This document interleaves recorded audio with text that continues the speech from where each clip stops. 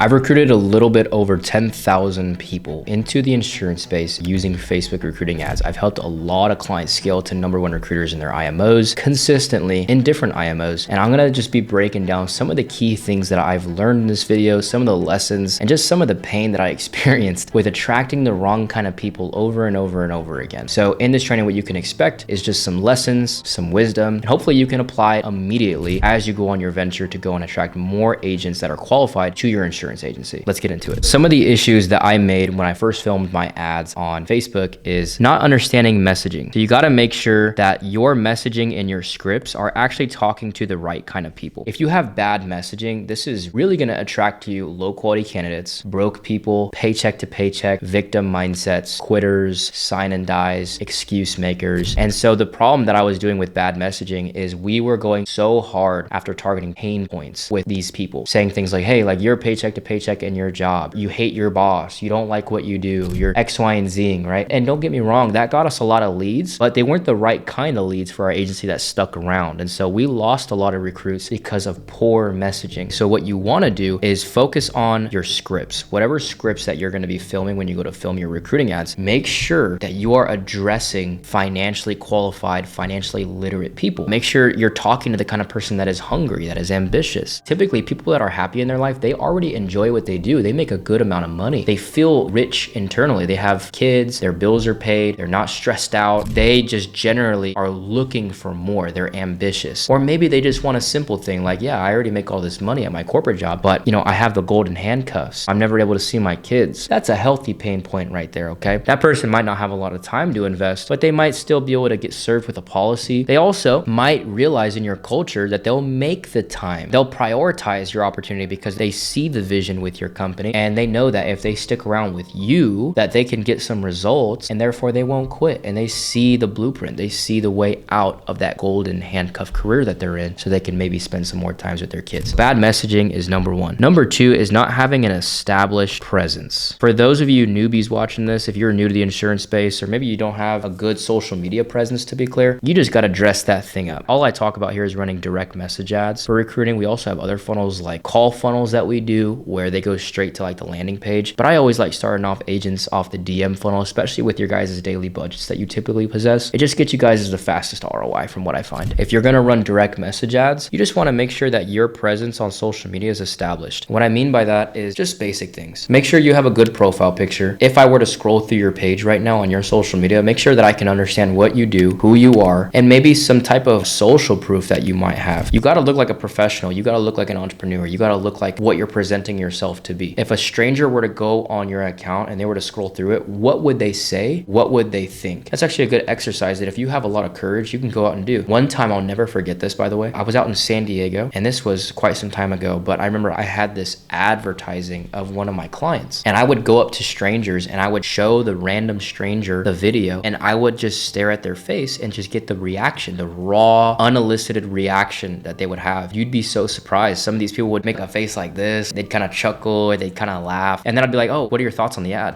It just kind of sounds like this, or it thinks like this. And so the rule in advertising is if one person thinks it, a million people will. So you got to really take that seriously if you ever do advertising, and it's all psychology. You got to understand the reactions of what you're evoking. So to be clear, on #2 for established presence, just look professional. You don't need to have a million followers. You don't even have to have a lot of followers. Again, you just need to be presented as somebody that can help the kind of person that you're going after when you're running ads or just doing anything in general. Even if you're doing random outreaches, you got to have an established presence. Now, as I discussed the DM funnel, the DM funnel is very simple. This is a very simple funnel. It's exactly what it says it is. A lead is going to be DMing you, and then you qualify that person from your Instagram account to get them to book a call with you. So if you're going to run a direct message funnel when you go to set up Facebook ads, it's really simple what you need to do and what you must not do. So we talked about messaging to attract the right person. We also talked about having an established presence, but you got to consider things like your bio. You got to consider things like your profile picture, the posts on your account, and then that following to follower ratio. And for this last one here, that's essentially where you have more followers than you are following people. It's a really small thing, but it does make a psychological difference to cold leads. The other thing that you want to make sure that your Instagram account does, since you're going to be running a DM funnel in this example, is that DM funnel needs to be congruent. So if in your ad, you're trying to target a healthcare professional or you're trying to target a corporate professional, the Instagram account that you're running that DM funnel ad to needs to only speak to that demographic. Okay, I see a lot of insurance agents make the mistake of taking a shotgun approach. They're trying to squeeze in different niches into their Instagram, like, oh, we also help healthcare, and we also help corporate, and we also help athletes. And so you really just want to make sure that you're targeting one type of person and describing that person, because you want to come off like a specialist, not a generalist. Now, the type of content that you should be posting is things like family, talking about business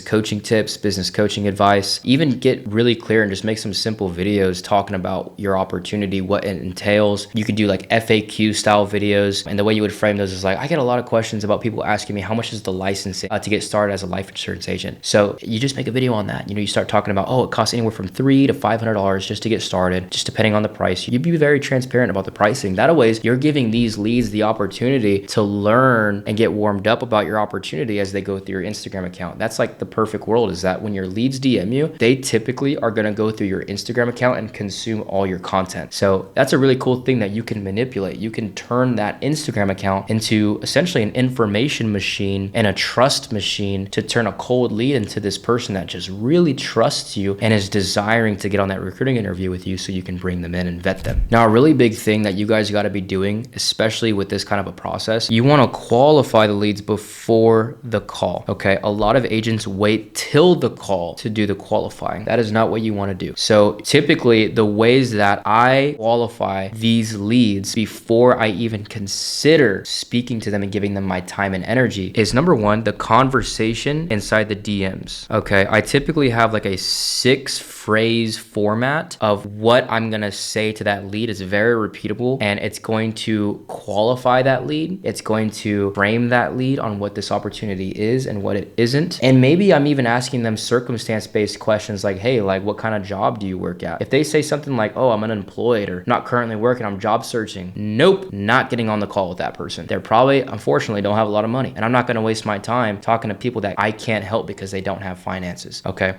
so that's what that DM conversation does. It's going to qualify those leads before you get on the call with them. The second thing you can do is create a VSL. This is going to be like an 8-minute horizontal video. You can create it on Canva. You can do like a quick Loom video. We use a lot of Loom here to be able to screen record our desktops and be able to make videos like that. Guys, if you don't know what a VSL is, to be honest with you, go through my Instagram link right now after this. Like, go to my Instagram, click my link, and just watch that video. That is literally what I'm talking about here. For those of you that have no clue what I'm talking about, I'm not going to get into that. But yeah, throwing in a VSL to your conversations when they DM you a keyword or they DM you saying, hey, I'm interested in learning more about this. Create an 8-minute VSL. Have it go over who you are, what opportunity this is, what opportunity this is not, who this is for, who this is not for, 3 steps that's going to help that person get the outcome that they're coming to us for, the process, okay? Objections. So go over the most frequently asked questions on that slide deck. So that way you handle some of the questions that are lingering in their brain. And then go over some results and testimonials of people in your IMO that have already produced this outcome. So that always they get the proof. And then towards the end of that video sales letter, just do a call to action. Hey, book a call with me, or hey, just we're talking in the DMs right now. We'll see if you're qualified for a fit, etc. Whatever, right? This video sales letter does a good job of qualifying the leads, because sometimes leads consume this VSL and they don't like the opportunity. They're like, oh no, I didn't know it was life insurance. I don't want to do this. Okay, cool. We don't want to convince people that don't want to join our agency. And it also highly qualifies the right kind of people. Like, some people will be in super alignment with what the opportunity is. And then once they consume that VSL, it saves so much time on the interview that we book with them, because they're so pre-framed on this opportunity already. They're already educated. They have very minimal questions. Typically, they're just like almost ready to move forward with you, which makes it a super easy recruiting interview call. Next is making sure that you have a speed to lead component. Speed to lead means that you need to be getting to leads extremely fast, ideally within 5 minutes as soon as they reach out to you. If you're waiting too long to get to leads, it's kind of like getting your food out of the microwave after it's been warmed up for like an hour. It's going to be really cold. You need to get that food out when it's hot, okay? When it tastes really good, when it's warm, etc. It's the same thing with cold advertising. A lot of people don't know this, but speed to lead is a component that if it is not honored, a lot of these leads are going to get burned, and ultimately you're just going to waste a lot of money. I know we did. Back in the day, I didn't know about speed to lead, and we would just get to the leads whenever we could. And to be honest with you, a lot of those leads would just cycle and die off. So we lost a lot of money doing that. So don't make that mistake. Make sure that you have reminders on your actual Calendly, or if you're using like a CRM like Go High Level, make sure you have reminders on there so that always these people are getting notified before their appointment. And then what you also have to do is you have to have an SOP